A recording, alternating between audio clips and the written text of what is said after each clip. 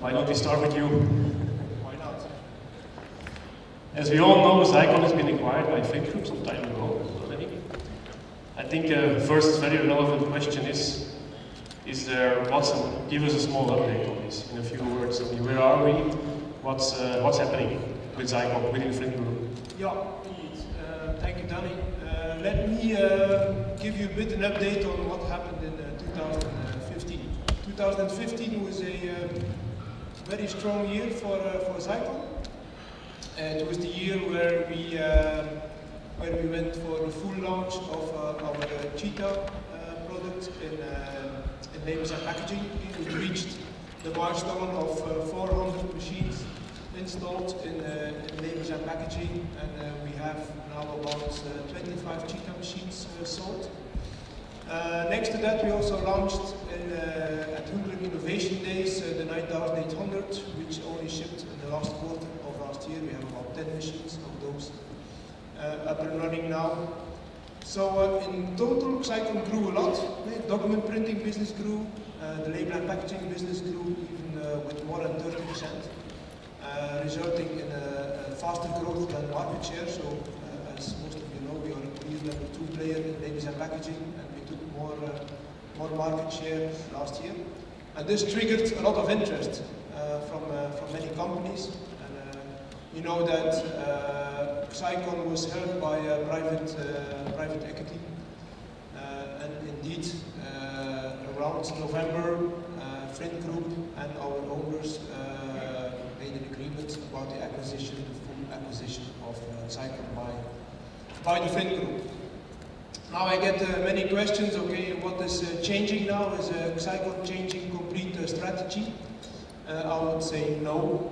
Xeikon stays really focused on the markets it has been servicing today. It's the same people, the same approach. We try every day to be a very customer-oriented company, and this strategy we are keeping. But of course, there is some things that Flint Group can help us. So let me tell you a little bit about Flint Group. Flint Group is a company of about 8,000 people.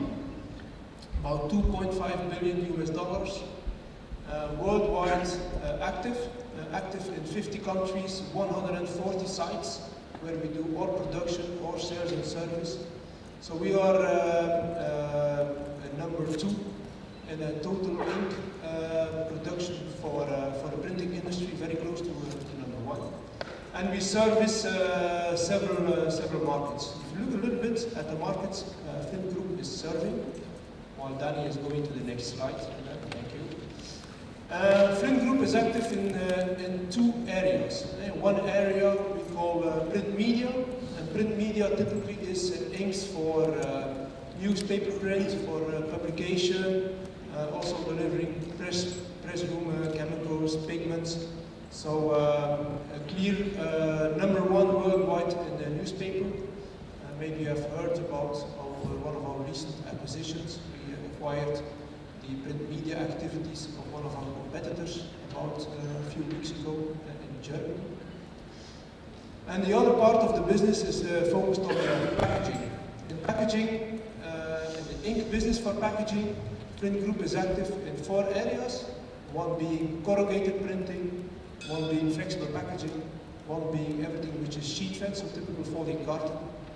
And a very important one for us is narrow web. Flint Group is number 1 worldwide in providing inks for the narrow web business. Now this activity, narrow web activity, is very important for us because they give Xeikon access to the narrow web, so the label market, in helping us to grow faster our digital label business. Next to that, Flint Group is also a leading company in flexographic plates. Again, a good connection to Xeikon, since we are active in images for flexo plates, and we will talk more about that today. Again, giving us an access to customers, enabling Xeikon to be more successful in that area. So next to those areas, we are now starting a digital division. And Xeikon is the first part of a digital division. So again, Xeikon itself will grow faster in this market because of the access to the customers of Flint Group. But next to that, we are also looking at other areas outside of Xeikon where we can invest in digital printing, because there is more markets and more technologies out there that could help us to be a stronger player in digital printing. Flint Group is owned by two owners, and each of them have 50% of the shares. One is Goldman Sachs, one of the biggest investment companies out there, and the other 50% is owned by Koch Industries, and Koch Industries is the second biggest family office based in the US. So these people have money available, asking us every day what we could do more with more money. And we have a lot of ideas about that, I must say. Some get approved, some don't. But we are pretty ambitious if you talk about digital printing in the Flint Group. And later today I will be around, I will be happy to answer any questions you have concerning that. So we as Xeikon, we are really happy that we found a home, because you know that Xeikon shareholdership has been pretty dynamic, I would say. But our strategy has never changed, and we are really happy that our final destination, being the Flint Group, is a destination that matches our core strategy perfectly. So I'm really, really happy that we became part of the Flint Group. Thank you, Wim. Thank you for that update. Maybe switch to Patrick. Okay, so Wim's talked about some integration activities with the different divisions with the Flint Group. Do we, because this is a pre-drupa event, so do we see something of that already in drupa? Well, Danny, I think drupa is of course the perfect timing, the perfect place to basically show off with all our capabilities. And I think if you have a look at the floor space, I mean, we are represented in 3 halls. Why 3 halls? Because they are in line with our strategic segments that we cover. And for the first time in our history, we will have the biggest square meter space available on drupa. In total, we're looking at 1,700 square meters. For our North American colleagues or non-metrics, that's about 5,600 square feet, which is the biggest booth that Xeikon and Flint Group has ever had on a big fair like this. So very, very proud to have these 3 booths at the same location, so we will be very present at the drupa fair level. So I see the Xeikon booth is in hall 8A, where we have like a traditional spot, I would say. Will there be a central team this time? Will there be some kind of an umbrella team that we will use for our show? Well, yes. Well, first of all, we're going to extend on being a division of the Flint Group, of course. But our central team is a 3D team. And the 3Ds, they stand, well, you can all read them. I mean, the direct one is very clear and very straightforward. I mean, what we was also already mentioning is that we're going to use the Flint network to be closer to our customer base. I mean, being represented in all those countries and all these facilities will give us an exposure to even be closer to our customers. One of those things is already our 4 technological centers worldwide, being Kuala Lumpur, Japan, North America, Alaska, and here in Leer, where we really want to show off with our capabilities to our customers. Dedicated is also very clear. We also decided what not to do, and we also decided what we are doing. So we are very clear on our 3 segments that we're going after. So the document in the commercial print market, I mean the label business market and the folding carton market. So we want to be very close to that marketplace and really develop solutions that really respond to the needs of that marketplace. And digital is pretty straightforward, right? I mean, we don't have to explain why we are digital, but digital also means that we further develop our solutions. I mean, when we talk about solutions, and everybody is talking about solutions, Xeikon has always directed solutions in the suite arena. So we call our solutions suites. These are very dedicated. These are in close collaboration with partners and also with our partner network of a couple of them that you visited yesterday, so that we will extend later on. Thanks. Maybe to build on that, some of that 3D might already have come to life in your hotel room tonight, this morning. I don't know, you got something like a small box. So I see some heads doing yes, yes, everybody survived, perfect, thanks. Thanks for that update as well, Patrick. Let's switch to the real important part, basically, for this call. Switch to Philip. Product innovations. What are we going to show at drupa on the Xeikon? And let's start with fusion. Fusion technology is something that we introduced at the latest Labor Expo last year in September in Brussels. That was a technology demonstration. We also are asking some feedback on our customers, on basically what kind of solutions they would like to see and come to the market first. But let's take a step back, Philip. Looking at the marketplace, where do you see more opportunities that fusion could be an answer to? Yeah, if you look today to digital printing, actually it represents a certain amount of market value today already, and certainly labels and packaging, it's present, it's there. But if you dive into what digital printing actually represents in the printing market, it's actually a full color substitution of conventional printing.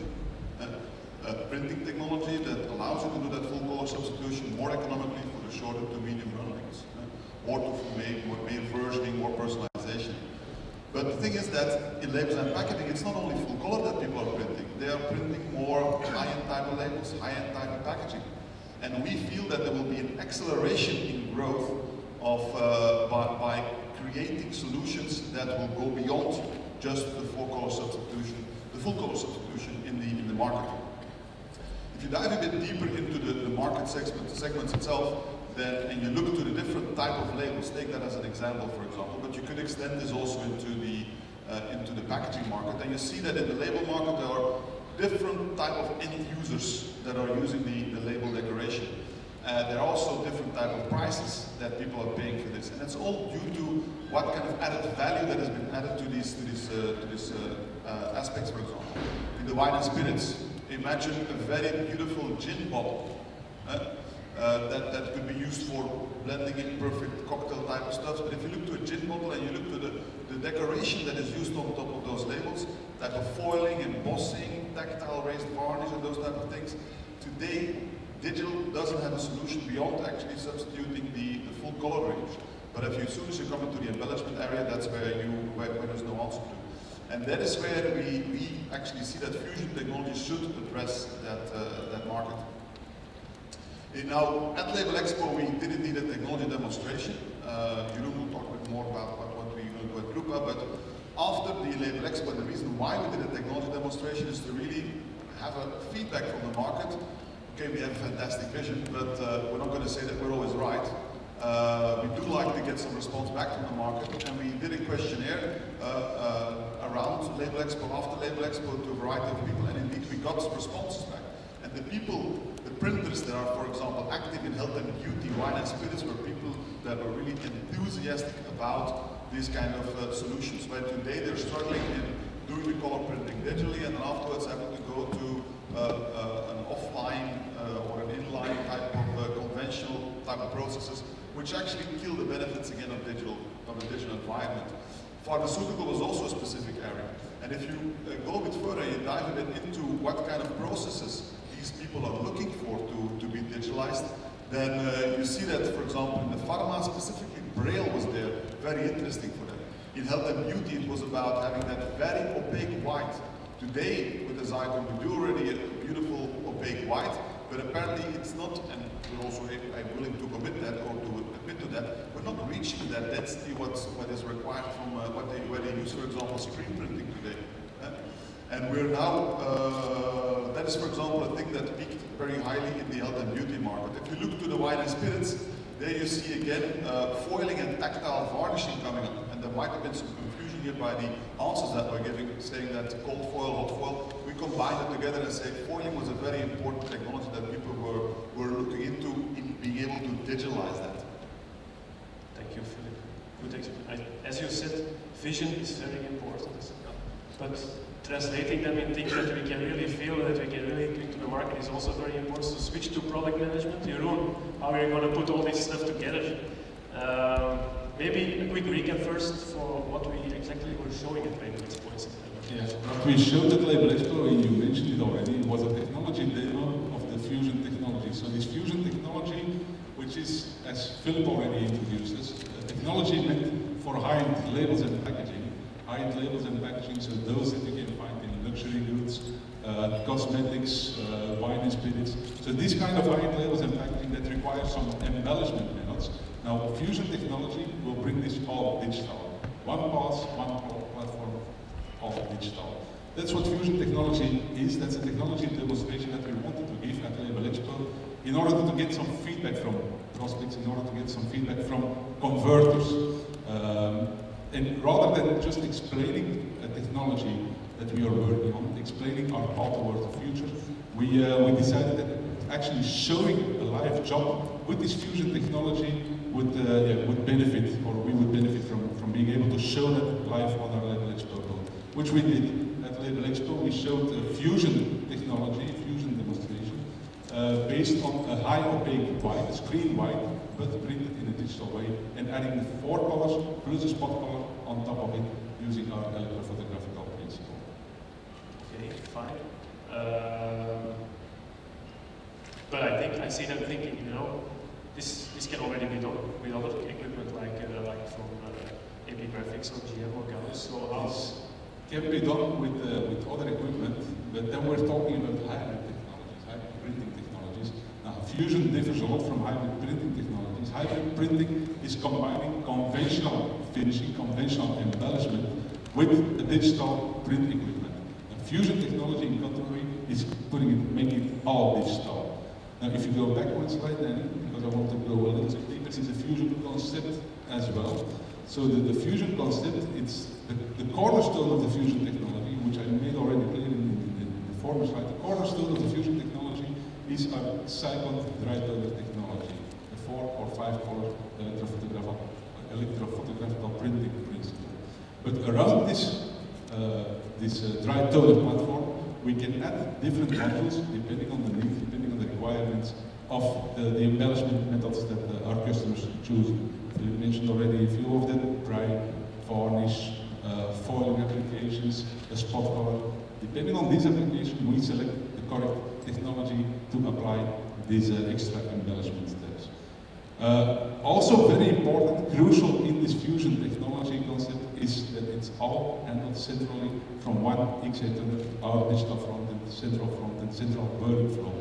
Because of course, you know that, or I hope you know that Xeikon and Xeikon internally developed workflow is generally by the industry accepted as the most powerful and the most complete front-end. Well, we're going to make use of this workflow to drive all the different modules within the fusion concept, within fusion technology. okay. Thank you. So, when will we see something coming out? Will we see something coming to the market? That's a good question. So we showed it at Label Expo. With all the feedback that we got, we are now selecting the right technology partners for these different fusion modules. At drupa, again, we will show the concept as we have been showing at Label Expo. And by the end of this year, we plan to go in beta with fusion technology. And in 2017, we will be able to release a fusion technology. Okay, thanks. So far for fusion. We stay with labels and packaging. Let's move to folding carton. Folding carton suite, as we know already today. We're going to add something to that as well. It looks pretty complete to me, I think, but no. I think indeed, I'm the lucky guy that can always talk about vision, since dreaming is nice. No, but if you look to what Patrick mentioned, we're dedicated into our business. We create solutions for our customers. The folding carton application is, for example, the folding carton market has been, for example, one of the markets where in the last years we've put a lot of energy into it and developed a really very nice solution, as you can see on the slide here. 5-color printing, inline spot varnish, pile high stacker, really robust industrialized solution. We identified also the different print media that work on this machine. What are the consumables? Not only talking about our toners then, but also talking about what kind of varnishes, laminates work on it. We've identified some equipment. We engaged with some partnerships with finishing suppliers like Ograma, the Kamas, with Xeikon, for example. And we've made our first step into this market. And our first successes also, of which you have read for sure some over the past months. But now, being so close to our customers and experiencing this market from close by, we do get a feedback also from, look, yeah, there's a fit, but there's also a gap. And the gap that we record, that we feel from the market is that if you go really to the converting side, to the finishing side, then having an affordable investment on the finishing side, not making it the same amount of investment level for a converting unit, for a die cutting unit, as you would have to do for the Xeikon. Not making it even half of what the investment level would be. Having actually a solution that reduces tooling costs rather than maintaining the current costs that you have in the die cutting environment. Having a technology, and that's even important for us as a company, having a technology, a die cutting technology that is worldwide available, that everybody understands. Because there are some very neat solutions out there, but I mean, if the tools that are linked to it are only available in Europe, for example, what does it bring for the rest of the world? So that is where we identified from, look guys, there is indeed here something that the current suppliers today are not filling, and that's a hole in the whole solution approach, and that's where we actually have decided to broaden our offering. Okay. And product management, Jeroen. So, what are we going to do? Good ideas result in good products. So this is a new Xeikon product. This is a Xeikon FDU, the Xeikon flatbed die cut unit. It's a die cut unit that perfectly fits our Xeikon digital printing equipment. Just as an example, the sheet sizes, we can die cut sheets with a width of 53 centimeters and a length of up to a meter. Now, apart, because the thickness of the substrate can be from under 60 GSM up to 900 or to 900 micrometer, and even microfluting can be supported. So it also fits in conventional print jobs, and also be finished on this FDU, on this die cut unit. Now, there are some tools inside this FDU that optimize that help optimizing the production, optimizing or making the perfect fit for short-run applications. And one of the key benefits is illustrated here in this slide. At the left-hand side of the presentation of the slide, you see the conventional tooling, the conventional die cut plate. Also the counter plate, of course, it follows the same structure. At the right-hand side, you see our FDU tooling to finish the same job, or a possible FDU tooling to finish the same job. And you immediately understand that the cost of this tooling, and not only cost, but also the setup time for this kind of tooling is way lower than with conventional die cutting. So optimizing production, reducing cost, reducing setup waste, reducing setup time, all can be handled via this new Xeikon flatbed die cut unit. Okay, thanks. That sounds good. That sounds reasonable. I mean, finishing and Xeikon, I didn't really see the link, but now it's explained. Good. When do we see this coming out? Yeah, of course, also here, when will this thing be available? So one of these flatbed die cut units is today running in the field, and at drupa we will have another one on our booth as well. And from that moment on, we can also start order intake for this product. Okay, Jeroen, thank you. The flatbed die cut. Let's move to the far end of the panel now for the next topic. Talking a little bit about Thermoflex and Basisprint, the booth involving be next door, effectively on the big side of the Bart, welcome as well. The past couple of years we saw a lot of new images coming to the market. What are the plans for drupa now? We will show drupa a couple of new images. The first one will be the X48 small. It's an evolution of our current 48 machine. And this machine is especially designed to work together with the N-line LED system, the Evo 3 system from Viano. So it has extra automation on board to have a quick bake ready system. Then, besides the X48, we will also show a smaller machine. It's the X20. It's a new machine, and it uses the same technology of the X48. So the same laser head, the same laser system will be incorporated, and also some parts of the automation. This will result in more speed, higher speed, and higher quality. Together with this X20, there will also be an X30, which is a little bit bigger. Both machines will be introduced in the market with different laser probes, meaning with different speeds. Okay, so that's more for the narrow web users. Anything, I mean, do you show other things as well on the booth besides the new machines? Indeed, on the booth there will also be an X80. This machine will have more improved automatic handling, even more than what we have today. And it will also be equipped with a system whereby you can hook up an inline LED system from VLR. So the same thing we have achieved with the X48, we now also can do with our 60 and our 80. On our booth, we will also introduce a new FTF plate from our flexographic division.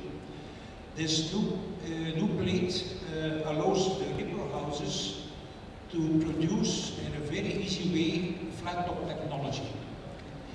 This without the use of extra exposure step or the use of digital surface cleaning patterns.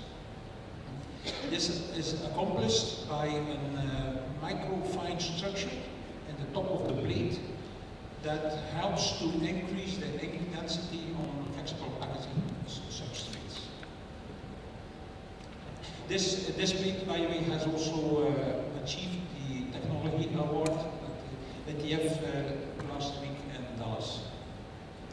And finally, there will be a basis print CTP device, a device to expose on conventional offset plates. But more than that, we will show that this machine also can expose on screen materials, on flexible dies, on coating plates, etc. So this machine will be shown with all the X, we call it the X products.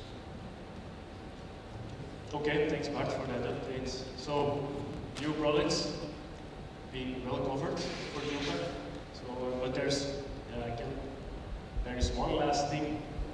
I remember in the previous edition of our pre-drupa event in Lisbon, I think a lot of you were there as well. I think we used the same slides at that time. At that time we were talking about something liquid. I was wondering, is that still going on?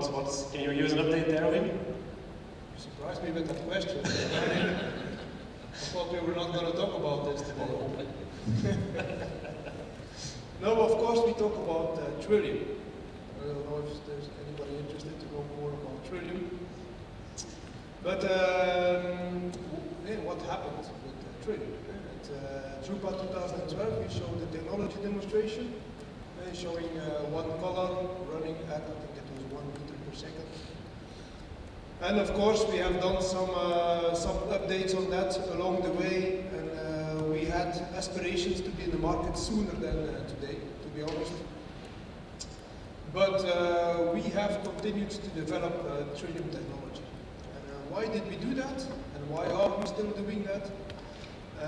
Maybe that's the first announcement to make. We are still investing in Trillium technology, and also with our new owners, part of the Flint group, we believe in this technology because we see this technology has a unique position.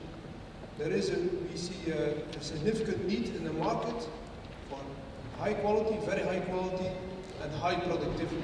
There's a lot of applications that cannot move to digital, because digital currently does not provide the combination of productivity and quality and cost of print for these jobs to move to digital, and digital creating new features in the sprint that enables better margins for our customers and better marketing returns for the customers of our customers. So we heavily believe in this technology. Now how, today we are announcing that based on Trillium technology, we have our first product. Patrick is going, the team is going to tell more about that. So we have some nice things to tell you and to show you. Now this would not have been possible without the partnership. So already a few years ago, we made a partnership with another company that was also experienced in building this kind of machines. This partner was very strong in building machines, in doing the whole web handling, experience in digital as well. We have the experience in everything which is toner, imaging, workflow, the printing process. So we have made a partnership with a Japanese company called Xeikon. So Trillium, our first Trillium product, we have developed, we have used services of the company Xeikon to make this product come alive. This partnership has been is a very, very strong partnership. These people bring knowledge to the table that we did not have. We brought a lot of knowledge to the table that they did not have. So they really helped us to make Xeikon's first product, where Patrick will talk more about that. Thanks, Wim. That's certainly very important news. Yeah. I feel a product coming out, so switch to marketing. Patrick. Well, we have been talking about it for a long time, and in the sidewalks, and people have been asking me, well, and what is going to be the name now? And all of a sudden we said, well, let's have a look a little bit on what is the name going to be of Trillium, because we all knew that once somebody rolls in a piece of kit like this, they will talk about, I'm having a Trillium in my production environment. But since this is the first implementation of this very exciting new technology, we called it very straightforward, Trillium 1. So why 1? Well, as I said, it's the first implementation, and it's very dedicated on the market that we position it firstly. Trillium 1 is going to be focused on the commercial print market. We'll be focused on direct mail, direct marketing, and catalog printing everywhere in these market segments where we go for high quality, high speed, and acceptable costs that can compete with conventional technologies. Now, being part of Flint Group, of course, developing a product, it also comes with consumables, because consumables are the heart of our company, right? And then getting into the technology a little bit further, this is a first development into liquid toner, and we said, well, this also needs a special name to be recognized in the marketplace as standing out. And well, looking at the name, we decided to give it a little bit of a reflecting name that we can all relate to, and maybe you later on the day also. So we called it Tonic. Tonic, why? Because it's a combination, the technology as such is a combination, a perfect marriage between conventional technology and digital technology. And those who play around a little bit with the alphabet, then you get into toner being part of digital, ink being part of the conventional technology, and if you play that around a little bit and you give that to a couple of marketing guys, you come up with Tonic. Tonic will be the consumable group name, and will also be a new product line that we will start up. I think there is a slide in there how it will be visualized, on the how it will look like. So it's no more smaller plastic bottles with dry toner in. It's a little bit of a different shape, of course, due to the technology and the productivity of this new exciting technology. Well, Patrick, thanks. That's a lot of marketing creativity. Jeroen, can you tell us a bit more then about Trillium 1? Yes, of course I can. You bring us to the next slide. So we understood already from Wim that there is a support and helping us to create the frame for our Trillium one. But of course, the core competence, the imaging technology, the donor technology, the tonic, resulting in the tonic, and also the workflow, these are all core competence of Xeikon. And luckily, we could reuse some of the elements that we already have a long time experience on. Imagine, for example, our imaging system, so for the Trillium one, we can make use of our existing LED-based imaging, our 1200 dpi variable dot shaped imaging unit. So that could be reused, resulting in similar quality, same quality as for our tri-toner platform. On the toner, I'm not going deeper into that because we have the expert Wilde here, that is definitely going deeper, bring us deeper into the tonic technology. But also, I want to mention a few words on the workflow, because of course it's crucial having an engine, the Trillium one, that prints at 60 meters a minute or 800 ppm. Also the workflow needs to be able to cope with these speeds. You need to have a workflow that also can be integrated within your environment. And as you know, or as you probably know, Xeikon has experience not only in the graphic arts workflow, because depending on the environment where the Trillium one will be installed, depending on the environment, if it's a graphic arts environment, we can come there with a graphic arts workflow based on the PDF or the PDF VD workflow. If it's an AFP environment, we can come in there with an IP-based controller who takes care of the communication between the engine and the customer's internal workflow. So we have the solutions there, and we developed further on these existing solutions to provide our Trillium one with the right tools. All this, of course, leads to results, and the results is an engine, the Trillium one, that prints at high quality, the known tri-toner quality, at high speeds and at cost-effective or in a cost-effective way. That's our Trillium one. Yeah? Now, of course, the specs of the engine, there are a lot of specifications here. I just want to name a few of them. I already mentioned the speed, so the Trillium one, and definitely we can put a lot of information on slides, but I know it's always more interesting. An image says more than 1,000 words, but a live engine says way more than just an image or just a slide. So later, after the presentation, we will have the availability, the possibility to go to the engine and to see it printing. Just to name a few of the specs, the speed that we are printing on is at 60 meters a minute or 800 ppm. Mentioned already the quality, so we're making use of our 1200 dpi variable dot density imaging unit. Also important to mention is the substrate that we're printing on, so it does not need any optimization. We can print on coded, that's actually what we are doing here, on a coded substrate. And also important to mention is the de-inkability or the recyclability. So you know that Xeikon stands for a green or an environmental friendly printing process. And also with Trillium one, we bear the inkability or the German inkability test for the inkability. So I think that's important to mention, and definitely we invite you later on to have a look at the engine together. Thanks, that's a lot of important information. But I want to dive into a little bit deeper into the tonic part. So over to chemistry, and when you say chemistry, we say Lola. Lola, maybe first take us maybe quickly through the working principles of the imaging. Yep.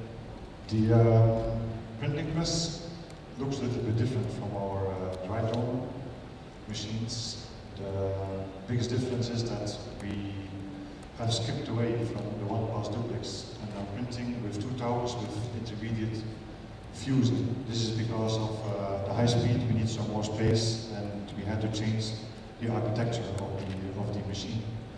But how does it start? It starts all at the left corner, where we have a liquid, and this liquid is a mixture of our small nanoparticles which are floating around in an insulating carrier liquid. And these coming in touch with an analog roller, picking up some part of the toner particles, making a small layer that then gives over the liquid toner to the development roller. The development roller, then we are charging the toner particles at that location just before coming into contact with our latent image. Then the development step takes place. We will do the explanation again when we are at the engine, using a real animation, so that will make things more clear. But what is important is that We are using a non-volatile carrier liquid which does not evaporate, and we are mechanically removing the carrier liquids before entering or before the final stage, before transferring it to the paper. The gaps that we are using for all the distances between the rollers are very, very small gaps at less than 5 microns, giving the toner the capability to perfectly follow the latent image we have exposed. So that means that at this moment, even at high speeds, we can fully develop the exact image which is put onto the drum, which is a little bit different if you look compared to inkjet, where you know there is a distance between the inkjet head and the paper. If you look at the dry toner system, there's also a little bit more distance between the development roller and the photoconductor. This microgapping really leads to a full exploitation of the 1200 dpi we have put inside the machine. So, the toner particles. Xeikon was still now a dry toner company. We have a lot of production capacity installed to make dry toner. We know a lot about dry toner and also a lot about the resins that we are using for making this toner. Polyester has shown its usefulness in printing with dry toner, in terms of having good adhesion to a lot of substrates, in order to have a very good pigment wetting, in order to have a very good color gamut, in order to have a very good recyclability. And these are the aspects from the dry toner part we would like to reuse also in our liquid toner part. Which means that we also are reusing a big part of our dry toner production plant for making the liquid toner.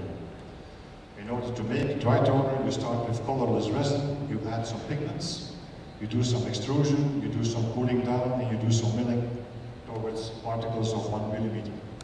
These particles of 1 millimeter are then milled down using air milling, using pressurized air, where we are colliding all the particles onto each other. So we have particles below 10 micron. So far, the production process for making dry toner and liquid toner is perfectly the same. And then the things are becoming different.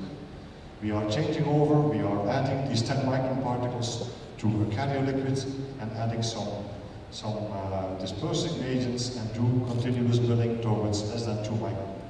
And this less than 2 micron is very important in order to have a very high resolution and a very high and a very low ink layer thickness. And you will feel that from the samples that you will see within a few minutes, that you cannot feel anymore the ink layer compared to our dry toner. Also, the shape of the toner is completely different from what you are used to. You know, Xeikon is, since 2006, we have introduced our form-adapted toners, which are the potato-shaped toners. A few years later, we added potato-shaped toners with a shell. And now we are making completely different shaped toners, which are more disc-like. Disc or frisbee-like, or blood cell type-like, whatever you like to call it. They are smaller and also very flat in the shape. And how are we doing that? This is during the liquid building step, we are adding very special designed molecules to our toner. The toner is breaking up in parts, new surface of the toner is formed, and we are adding molecules that have a very high affinity for that toner surface. The part of the molecule that has affinity for the toner surface on the slide here is blue. And together in that same molecule, we are adding other types of chemical moieties that are having a very good compatibility with the carrier liquid. So each individual particle is stabilized in such a way that the toner particles just are perfectly swimming around without touching each other. When you go to the printing process, when the toner particles are transferred to the substrate, then we are asking for the same toner particle. No, you cannot be independent anymore. You have to come together with all your neighbors and form one continuous film. So we have designed our dispersing agent in that way that we say at room temperature, during production, during storage, during printing, you don't talk to each other. When we increase the temperature, we ask for this very specific molecule to go inside the toner particle, completely disturbing and destroying the dispersion stability. So then the particles can come together, they form a continuous film, not only with each other, but also they're creating a very good adherence onto the final substrate.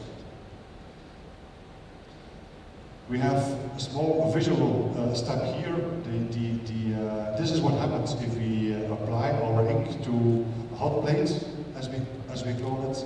You see that we have one continuous phase, and after applying some heats, within a few seconds, the toner particles come together. They are collapsing, as we call it, and are creating a solid 100% polyester phase and a clear carrier liquid phase. And this carrier liquid phase then is also subsequently removed on the fuse rolls in order to avoid or to reduce the presence of the carrier liquid as much as possible onto the final substrate.